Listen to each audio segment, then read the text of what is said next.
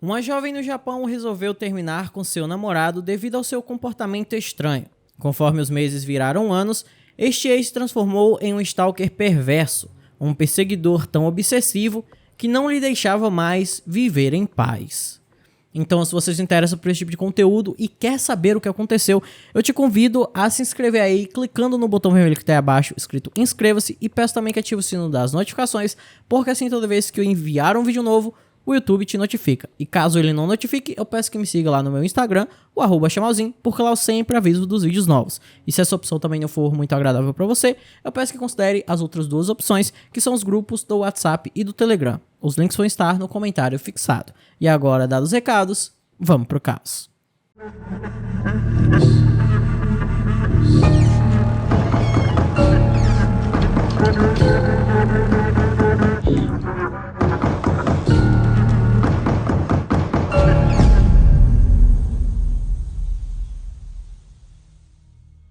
Zushi é uma pequena cidade japonesa localizada na província de Kanagawa. Com uma população de aproximadamente 60 mil habitantes, é um lugar conhecido por suas belas paisagens naturais, com enormes campos de cerejeiras localizada a 137 km do Monte Fuji. Situado ao longo da Baía de Sagami, Zushi tem uma organização bem simples em comparação ao restante do país, já que o Japão é conhecido por sua tecnologia e cidades agitadas. No entanto, como fica a menos de 50 minutos da capital, a cidade não é completamente rural. Digamos que os habitantes locais conseguem ter o melhor dos dois mundos. Em 2004, Hime Yoshi, então com 25 anos, era uma designer freelancer e escritora. Ela formou-se na faculdade de Fukuoka e mudou-se para Tóquio em busca de melhores condições de trabalho. Rapidamente, ela foi admitida em uma empresa de publicidade e seus colegas relataram que ela era uma mulher muito alegre e cheia de energia. Ri, além de trabalhar muito, era bastante focada em seu lado espiritual, frequentando rotineiramente diversos templos taoístas, em busca de seu autoaperfeiçoamento, tentando equilibrar a mente e o espírito. Inclusive, ela também se dedicava muito ao seu corpo. Ri fazia parte de um clube de badminton no distrito de Satagaya, em Tóquio, e foi nesse clube que ela conheceu Hideto Kozutsumi, de 32 anos na época. Ele era professor em uma escola só para meninas, que ficava próxima ao clube de badminton, e aparentemente ele era uma pessoa muito alegre e querida por todos. Hideto era filho de uma família muito rica e influente, e devido a isso ele nunca teve que se esforçar para nada na vida. Inclusive, os seus pais até achavam muito legal o filho ser professor, porque consideravam essa uma profissão muito humilde. No entanto, mesmo que os pais dele o apoiassem na escolha que ele fez de ser professor, eles também cobravam muito pelo fato do Hideto ficar entediado facilmente e ele nunca parar em um lugar, sempre ficar trocando de emprego. E nesses momentos que ele ficava sem emprego, obviamente que ele era sustentado pelos pais. Após o encontro inicial com Ri, Hideto se apaixonou completamente por ela. Toda semana eles se encontravam no clube de badminton e com o tempo os dois ficaram cada vez mais próximos. Quando estavam juntos, eles pareciam muito alegres e se divertiam bastante. Os dois começaram a falar sobre suas vidas e seus sonhos para o futuro. Eventualmente, como a maioria dessas histórias, com a convivência veio também os desejos íntimos e rapidamente eles assumiram um namoro. No começo, seu relacionamento parecia feliz e saudável, mas com o passar do tempo, o lindo casal perfeito começou a desmoronar. Acontece que Hideto sofria de depressão e costumava expressar o seu desejo de tirar a própria vida, e obviamente isso começou a assustar a Ri. Embora ele parecesse alguém animado para os estranhos, o homem era geralmente mal-humorado e negativo para aqueles que o conheciam de verdade. Ri, sendo uma pessoa muito otimista, tentou ajudá-lo com as técnicas de autoaperfeiçoamento que aprendeu ao longo dos anos, mas isso não parecia ajudar. Por isso, ela o aconselhou a darem um tempo no relacionamento para que ele pudesse se encontrar. Segundo ela, estando sozinho, Hideto conseguiria se concentrar mais em seu lado espiritual. Mas é óbvio que isso não foi bem aceito pelo homem. Com o passar do tempo, o casal acabou se distanciando cada vez mais, e 2 anos depois, em 2006, a Ri decidiu que era hora de pôr um fim, de uma vez por todas, naquela relação. O Hideto implorou para que ela não terminasse o namoro com ele, mas a Ri disse que o jeito negativo dele estava a afundando, então ela não viu outra opção e de fato encerrou seu namoro. É óbvio que o homem não reagiu nada bem ao fim do relacionamento, ele implorou várias vezes para que ela retornasse, mas isso não funcionou e no final das contas ele simplesmente desapareceu por um tempo da vida dela e não apareceu mais no clube de badminton. Eu acho que eu não preciso nem dizer para vocês que essa paz na vida da Ri não durou muito e logo o Hideto começou a tratar ela de forma muito ameaçadora. E um e-mail que ele enviou para a garota dizia o seguinte: "Eu não vou permitir que você seja feliz sem mim. Todos os meus problemas foram culpa sua e não é justo você me abandonar dessa forma. Por favor, não me abandone, eu preciso de você." Depois de enviar essa mensagem agressiva, ele pegou seu carro e dirigiu até o centro da cidade. Lá entrou em um bar e começou a beber de forma exagerada na tentativa de ter uma overdose de álcool. Em meio à alucinação causada pela bebida, Hideto começou a enviar mensagens, e-mails e a fazer ligações para Ri durante todo o dia, até que ela finalmente respondeu. Nesse ponto, Hideto se tornaria um medo constante na vida dela. As ligações e e-mails pedindo para reatar o relacionamento agora se tornaram em ameaças, inclusive de morte. Hideto insistia em manter contato com Ri constantemente, todos os dias e durante várias horas. A essa altura, a mulher, temendo o comportamento dele, resolveu entrar em contato com a delegacia de polícia para relatar o seu medo. Alguns dias depois, o homem recebeu uma notificação formal das autoridades exigindo que ele deixasse sua ex-namorada em paz. As ligações, mensagens e e-mails pararam e Ri começou a respirar mais aliviada. No entanto, isso não era suficiente. A Ri sentia que aquela paz não iria durar para sempre e ela tinha que fazer alguma coisa para que aquilo fosse permanente. Então ela entrou em contato com associações, organizações de mulheres que sofriam com abuso, e essas mulheres aconselharam ela a trocar absolutamente tudo: seu e-mail, seu telefone, até o seu nome. Elas disseram para que ela se mudasse e fosse para outra cidade e assim iniciasse uma nova vida do zero. E foi justamente isso que a Ri fez. E nesse meio tempo, enquanto ela estava fazendo tudo isso, a Ri acabou conhecendo um homem por quem se apaixonou e eles começaram a namorar. E no ano de 2008, eles decidiram se casar, mudando-se de Tóquio para Zushi, que fica em Kanagawa. Mesmo após tanto tempo, Hideto não tinha desistido de encontrar sua amada. Primeiro ele começou pesquisando seu nome na internet, mas ela parecia ter sumido do mapa. O homem então decidiu ir até a empresa onde ela trabalhava, fingindo ser um parente, mas eles disseram que a jovem pediu demissão e não sabia o seu paradeiro. Sendo assim, Hideto foi até a casa dela, que agora estava ocupada por outra família. Seu e-mail não existia mais e seu telefone não recebia chamadas.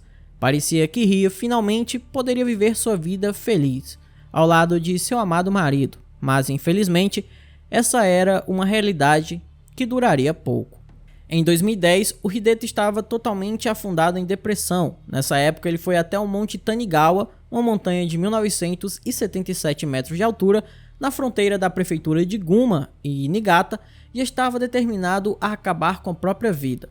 Não fica muito claro o que realmente aconteceu, mas segundo artigos sobre o caso, algumas pessoas que faziam caminhada pelas proximidades parecem tê-lo visto e, por algum motivo, chamaram as autoridades.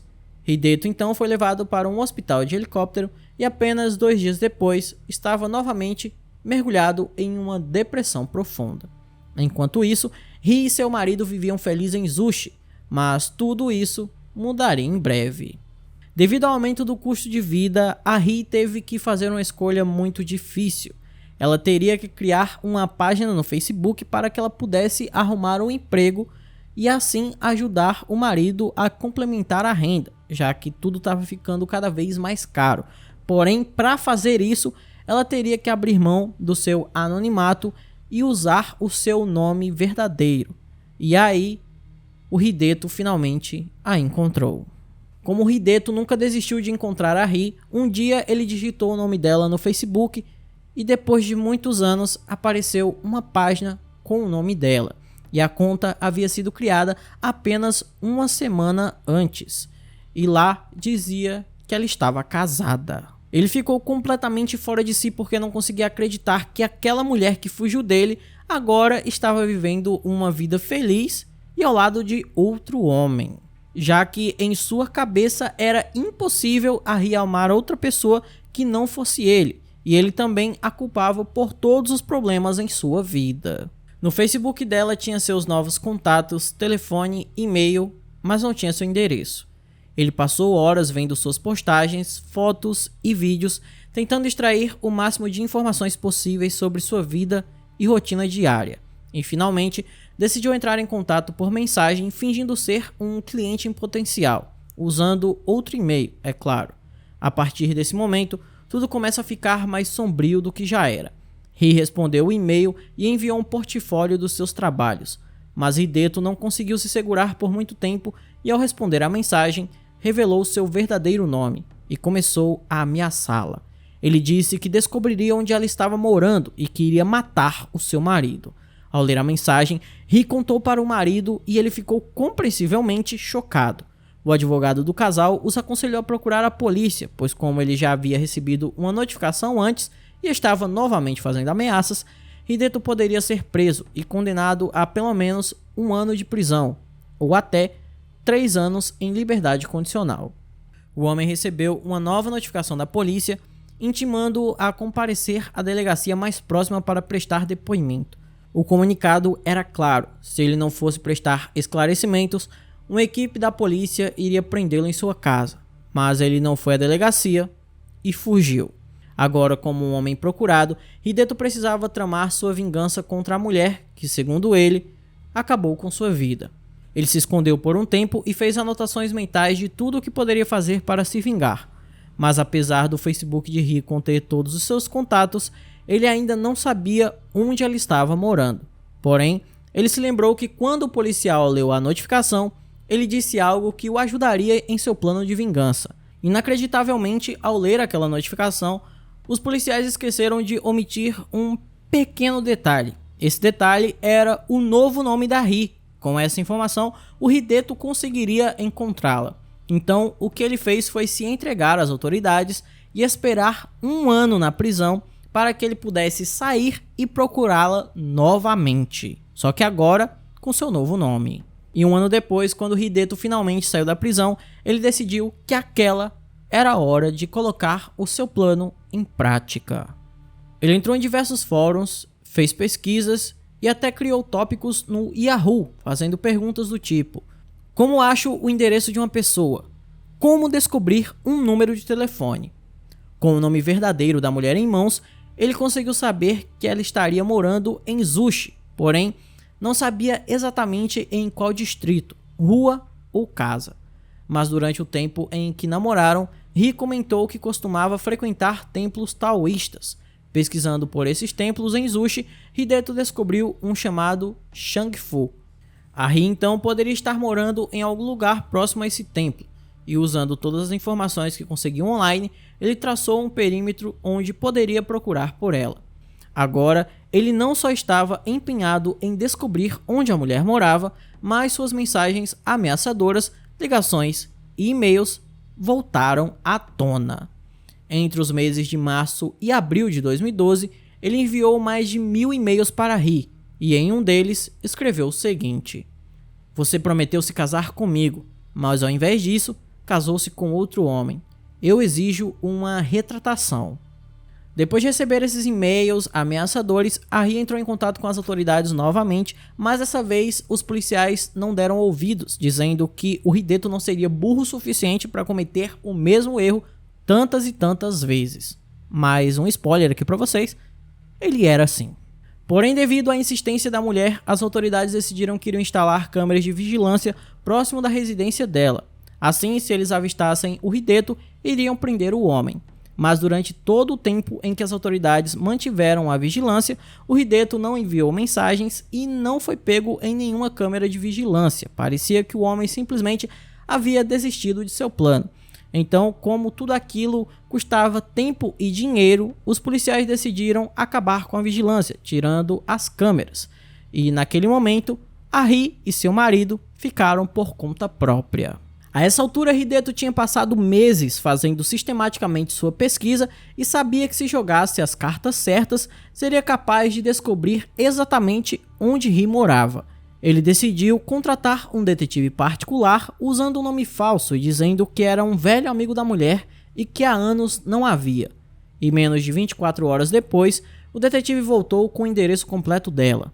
Ri morava em Kotsubo, uma pequena vila de pescadores em Zushi, na casa número 61.166. Para obter o endereço, o detetive havia cometido um crime. Ele subornou 2 funcionários do governo e mais tarde os 3 seriam condenados por facilitar as ações de Hideto. Depois de 6 longos anos de perseguição, o homem tinha finalmente conseguido o que tanto queria. O tempo não tinha curado sua dor, pelo contrário, com o tempo ele se tornou mais agressivo, mais deprimido e mais amargurado. Então, na manhã do dia 6 de novembro de 2012, Hideto pegou um trem para Zushi e, chegando na estação, pegou um ônibus e em seguida um táxi. Ao chegar na pequena vila de Kotsubo, ele passou por uma loja de conveniência onde foi flagrado por câmeras de vigilância. O homem estava carregando uma caixa de papelão e caminhou cerca de 20 minutos em direção à casa de Ri. Chegando ao endereço, ele agiu como se fosse um entregador para não levantar suspeitas dos vizinhos. Claro que ele não poderia simplesmente bater na porta, já que a mulher nunca abriria. Então ele verificou todas as janelas e encontrou uma que não estava trancada. Ele entrou e Ri estava sozinha, pois o marido havia saído 1 hora antes para o trabalho. Hideto subiu as escadas lentamente, indo em direção ao quarto dela. Quando a viu, ele a atacou ferozmente com uma faca.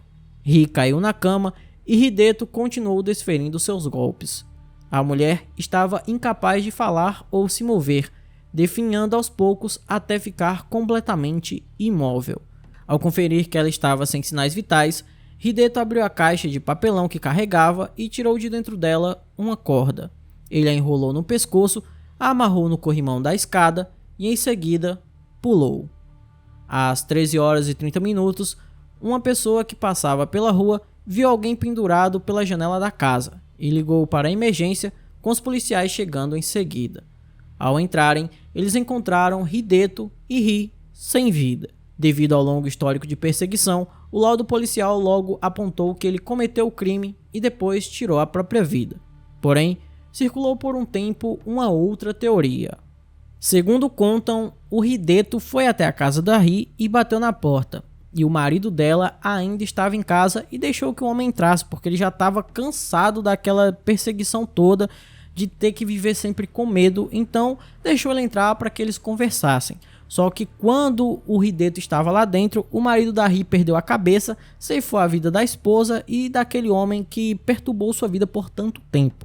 Só que é claro que essa teoria logo foi descartada porque ela não fazia nenhum sentido, já que o marido da Ri de fato esteve todo o período do crime no trabalho e ele chegou mais cedo no trabalho naquele dia, então não teria como ele ter feito tudo aquilo e ido trabalhar. O pai de Ri processou o Estado, a polícia e o detetive pela morte da filha e recebeu uma compensação financeira de $10.000.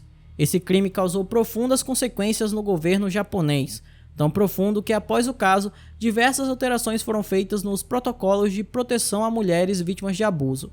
Os 2 funcionários que vazaram o endereço da mulher foram demitidos e o detetive perdeu a sua autorização para trabalhar e ainda cumpriu 5 anos em liberdade condicional.